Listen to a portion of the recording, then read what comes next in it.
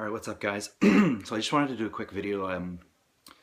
Going into a competition, you're going to get a lot of pressure, a lot of advice, a lot of different opinions coming from all kinds of different people, and one of the ones that I find very prevalent, and there's a lot of shaming going on, is the topic of whatever you want to call them, cheat meals, or some people call them refeeds, some people call them rewards, and some people just would call it like a carb load. But basically, during your prep, you're going to use different tools and different methods to achieve your goals, and a lot of different people will have their own opinion of how you should be doing things, and a lot of people aren't open to other people's processes, or open to other people's opinions on certain subjects. And what I see going on a lot of the time is a lot of athletes, myself included, will do, I call them cheat meals, but you can call them whatever you want.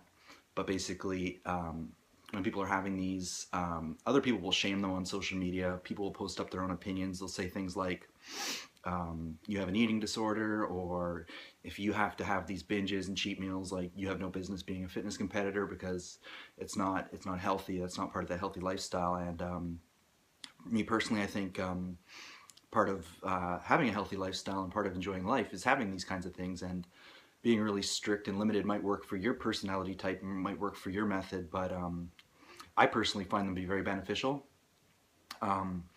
What I typically do is, I'm running a caloric deficit of 500 to 1,000 calories a day, 6-7 days a week, and then your body gets depleted. Your glycogen stores, they come down. You get mentally fatigued. Your adrenal, your metabolism, everything like that, it just gets, it gets worn down, and you're going to get to a point where you need it. So, there's two ways to get from here to here. A lot of people will, they'll jog. You can jog all the way here. You've got a certain distance you need to travel here. So, some people want to sprint a little bit, walk a little bit, sprint a little bit, walk a little bit. Some people want to jog the whole way. Some people want to, like, sprint the first bit, jog the second bit. But however you get from here to here, you have a certain time frame, and you have to get from here to here. So for me, I like to sprint, jog, sprint and jog. So for me, what that looks like is, keeping my diet clean most of the week, and then, sprinting, or whatever you want to call it. Having that refeed, it really, like, propels me into my next week. So, it gives me that hit of energy. My workouts for a day or two after that are going to be really good. And quite often, your cheat meal is going to be, 500 to 1,000 calories more than a typical meal. And then you will actually end up using that in the following day or two. So if you hadn't had it, you might have had really lazy workouts. But with that hit of energy, you're going to be able to take those extra calories, and put them into your muscle, put them into your workout. And you might make strength gains and size that you might not have otherwise made, because you were too tired or too depleted to actually, like, utilize your time in the gym. So for me, I do 1 or 2 cheat meals a week. Cheat meal for me might be like a medium pizza. It might be a burger and fries. And yeah, I find them extremely beneficial. They fill me up, they give me the energy, and they really propel me into my week. So yeah, it's about finding balance. Like, obviously, you don't want to eat till it hurts. You don't want to eat till the point where, like, you feel sick. And the other thing is, a cheat meal should also be proportionate to your size. So for me, I'm like 210 pounds, pretty lean. So, if I'm eating a 1,200 calorie cheat meal, you shouldn't be eating a 1,200 calorie cheat meal if you're 110 pounds.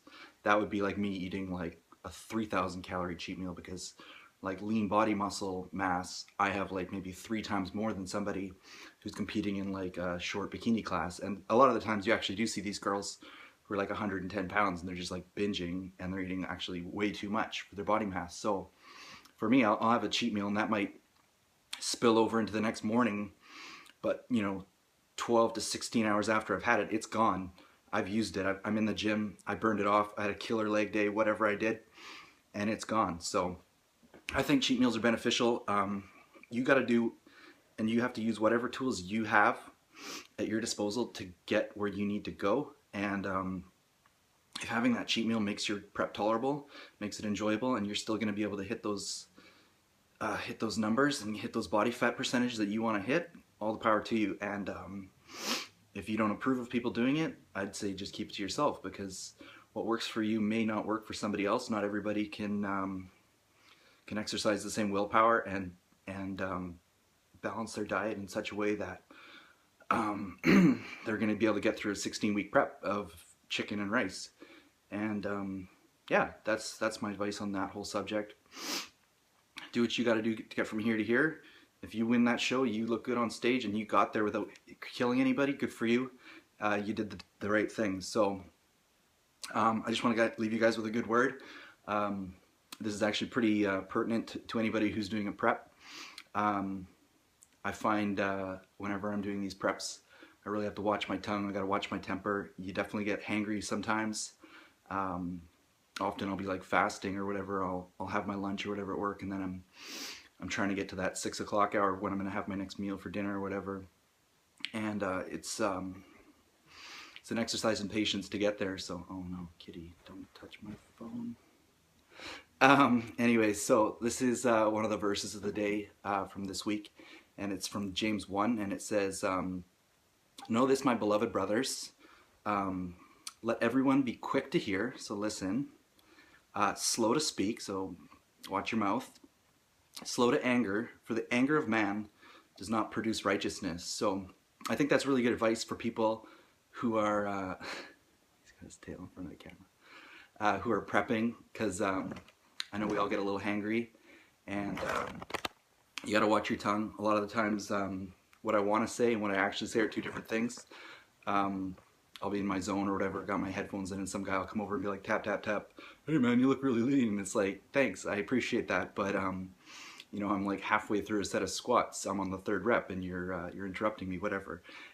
So that can drive you crazy, and you might want to tell the guy to take a hike, but I have to remember why I'm doing what I'm doing, and it's to encourage, motivate, and to love people. So that's number 1. Winning shows is like number 3 on my list. So yeah, so slow to anger, that's a good one.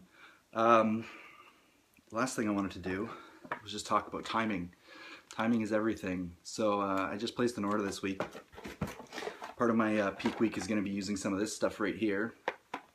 I use this for my first show. It's a natural diuretic. It's Rip Freak. I used it in my first show, and it was actually really good. I ended up ordering just like a generic diuretic for my last show with some of the same ingredients, but I actually didn't think it worked as good. This stuff seemed to work really good. I used this during my first prep, and I cut water on Thursday night, and I took these all day on I think Thursday and the Friday. So basically, like, every time you take these, your body's gonna ditch some water, and it really helped me dry out. It's got the magnesium, dandelion root, and juniper root, whatever it's called, Juniper communis, 500 milligrams. So yeah, you take 4 in the morning, 4 in the afternoon, and 4 in the evening, and these are going to help you dump out that last bit of water. And as far as timing, when I say timing is bad, because I had to place an order, so obviously I ordered some of these. Got my Quest bars here. These are really bad. I have to wait 9 days to eat these, but these are going to be great. Combat Crunch bars. They're actually probably the best protein bars you can buy. I wasn't sure which flavor to get, so I got both. I got the chocolate peanut butter cup and the chocolate cookie dough. I've always been a huge fan of the Quest bars, so obviously, yeah, I got the Quest bars. I'm gonna have to say the Combat bars are a little better, but they're not quite as good macro-wise. So, and of course, people always like to know what supplements you're taking.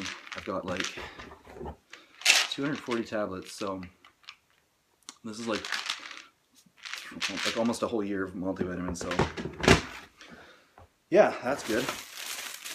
And it's the obligatory bodybuilding.com water bottle. Those are great. Anyways, it's like Christmas here every day. Thanks for watching, guys. I'm gonna do my best to vlog this weekend. I'm gonna do one more check-in on Saturday for my 1 week out, and then next weekend for the show, I'd like to do some. I'd like to kind of document the whole thing, so you guys can kind of follow along and see what it's like the day before the show. I'll do the athletes meeting, the spray tan, and then get some stuff backstage behind the scenes at the show, and it should be really good. So thanks for watching. If you guys haven't subscribed yet, subscribe. I should have some good content this week. I'm doing a photo shoot on Tuesday. And yeah, God bless you all. Thanks for watching.